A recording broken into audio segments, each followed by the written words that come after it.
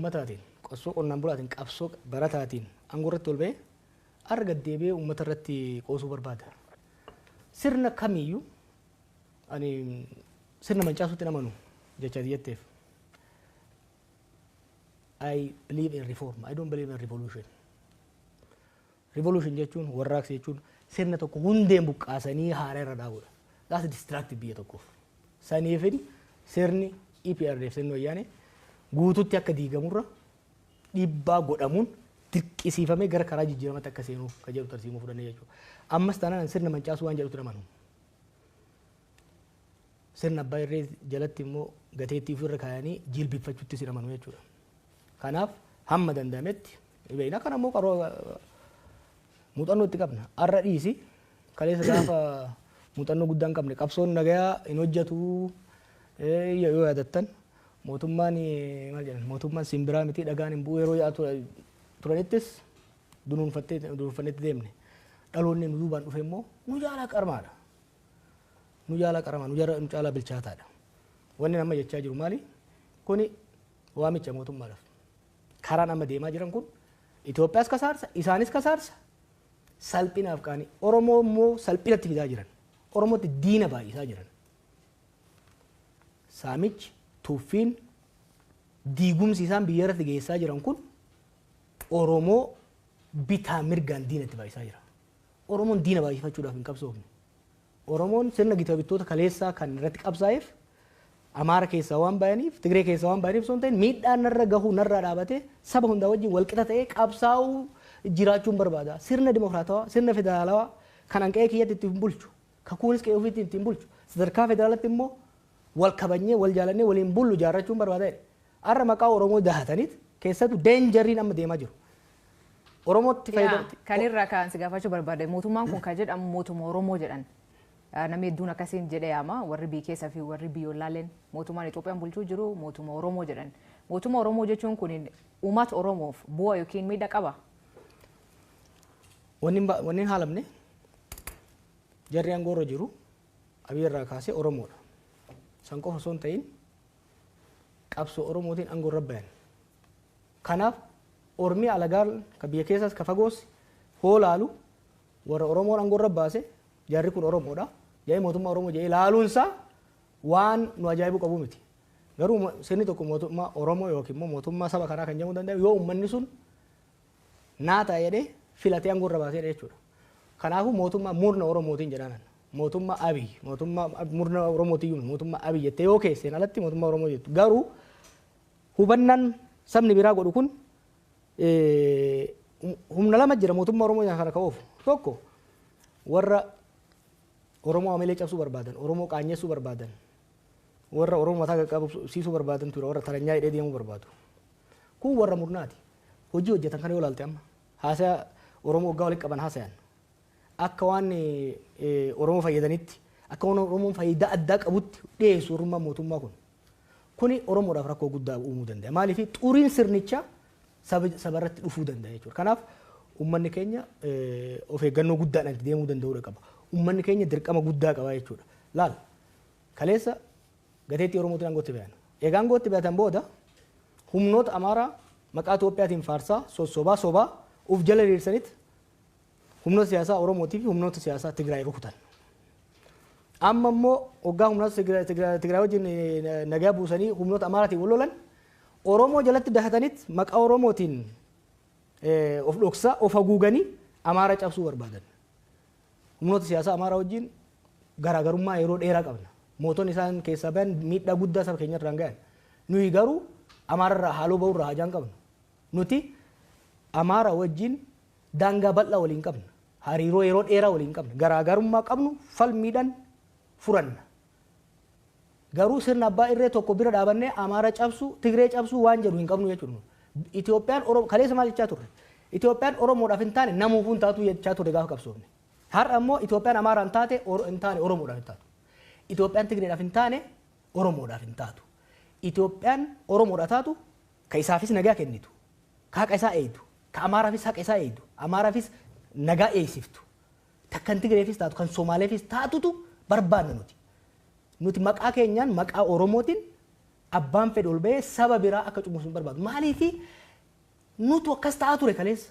Kalee murni Amaara keessaa ba'e Amaara keessa daatee maqaa Itoophiyaatiin uummata keenya cafaqaa ture. Waggoota 27 murni Tigraay keessaa bu'e maqaa Tigraayin saba keenya cafaqaa ture. Har'a immoo madaan nurra gahe maddaa saba biraatti irra gahuu ni ayyamna hin ayyamnu jechuudha. Kan dura dhaabachuu qabna. Maaliifi kana yoo callifne rakkoo uummata Tigraay irra gahe hubachuun barbaachisaadha. Boru gaafa sirni kun kufu waliin akka hin kufne. Garee Alawaayitii jedhamu jira Siiriyaa keessa. Waggaa 50 wayiif maatiin Alasad isaaniin of marsee maqaa isaaniitiin uummata saba bal'aa biyyattii cunqursaa ture. Har'a yeroo isaan kufan uummanni sun rakkina hamaaf saaxilame jechuudha. Kanaaf Oromoon sirni kun gaafa kufu maqaa isaa nyaatee akka hin kufne of eeggannoo guddaa godhuu qaba jechuudha. Amma filannoo biyyaalessaa waggaa dhufu taasifama jedhamee eegama. Ni hirmaatta akka paartiitti jechuu kiyya. Achiin nu haa gahu. Inuma keenya jedhee haa gahu. Filannoo kana dura irratti paartiin ati keessa miseensa turte boykoot godhee kun hin hirmaanne. Tarii filannoo ta'an irratti amma ilaalcha siyaasaa baay'ee dhiyeessaa jirta. Erga mana hidhaatii baatee booda immoo tasgabbooftee gidduu dhaabattee dubbataa turte. Egaa dhiyootti immoo mootummaa baay'ee qeeqaa jirta. Akka kana dura yeroo aktiivizummaa yookiin immoo ala teessee mootummaa qeeqaa turte sana fakkaata ilaalchi kee gaafa ilaalee jedhu. Tarii filannoo dhufu irratti hirmaachuun kee hagam mirkana yaada akkasii qabda. Kun si jee achiin nu haa gahu maaliif si jee si fakkaate. Haala qabataa amma Itoophiyaa keessa jiruun filannoo godhuu hin danda'amu. Dachiin biyyattii parsantii 70 ol harka to'annaa mootummaa jala hin jiru jechuudha. Filannoo gaggeessuu hin danda'u. Xaa'oo bara mootummaan fidee riphee loltoota uummata araabsaa.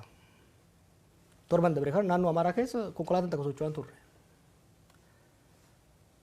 You cannot have an election where the state does not have a control over the physical space. Waan kana bara waan amma sitti mukana I was telling them gosa lamaan dabre kana haa callisu malee miidiyaarraa qondaalota kan waraanaas kan siviilis you are losing it biyyattii isin harkatti shunqulxee harka ganaa keessanitti. Abiy Ahmed Shimallisi Adaanechii fi namichi Amaaraa suni they are co-mayors of Addis Ababa. Addis Ababa qofa waliin bulchan Finfinnee qofa waliin bulchaa jiran beeki. The rest of the country is not in their control. Haala akkasii keessatti waa'ee filannoo dubbachuun rakkisaadha.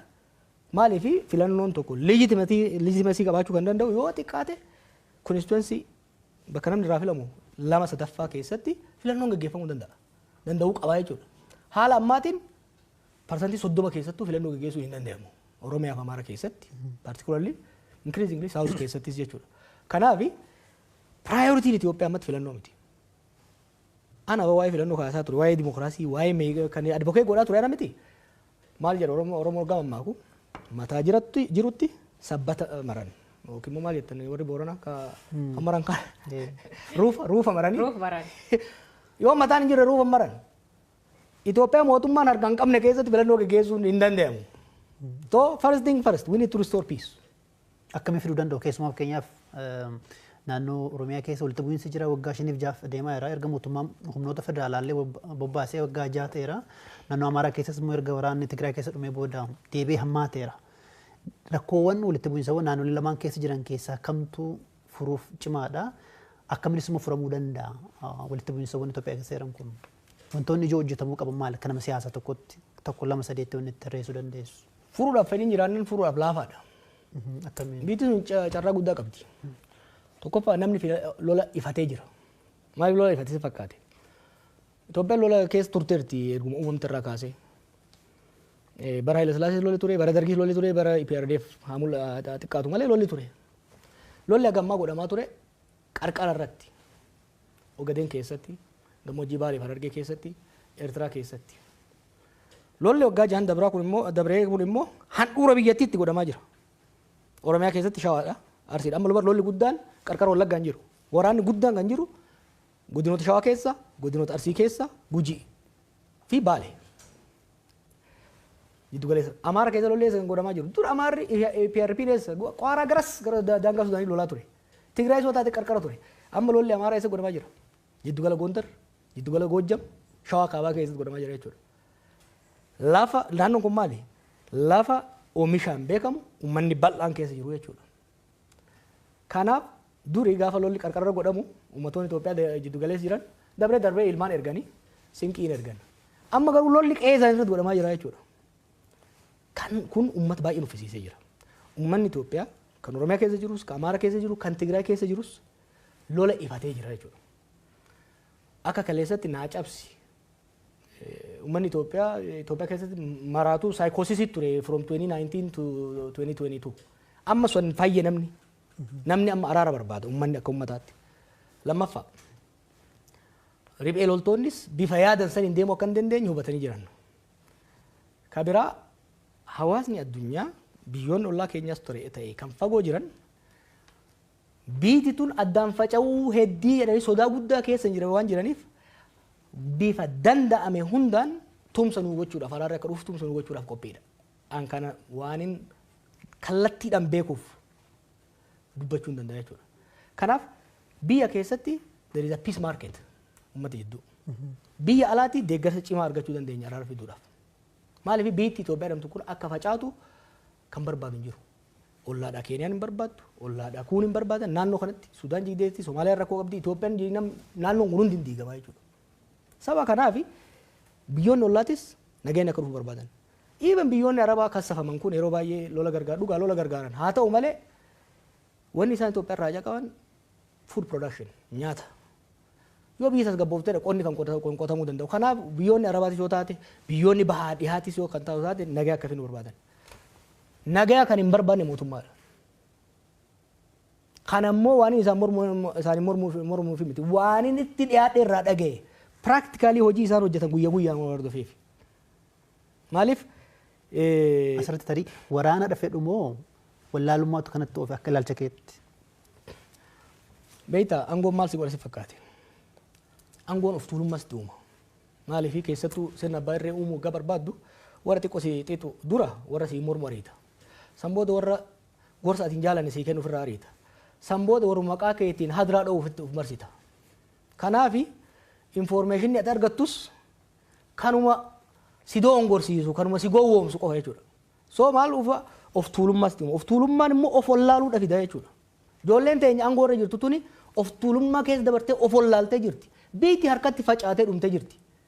Garuu isaan waggaa walgaan hunda kabajamoo muummicha halaqa jechuun alatti waggaan ofirra dhufan amma I'm sick of them amma ministeerota isaanii kana waggaan bira dhufanii namatan waggaa isa bira dhaqan kabajamoo muummicha jedhaniin odoo kana godhan biyya harka isaaniitti deemteetti maaliif nagaan barbaanne gaafa dura dubbiin abaa'oo ture eegaltu ijoolleen tun nama 200 geessu maal naan jedhan sitti fakkaate maaluma waa'ee abaa'oo kana cinqamtaati mallasuu bari maqaa abaa'oo sila Oromoo mormiin dhiisu mormiin aadaa isaa ta'eera ammallee jedhanii bar mormiin Oromoodhaaf aadaa ta'eera jarri kuni Oromoon tuni silaa nuuni mormuun ooltu mallas maqaa abaa'ootiin fayyadameeti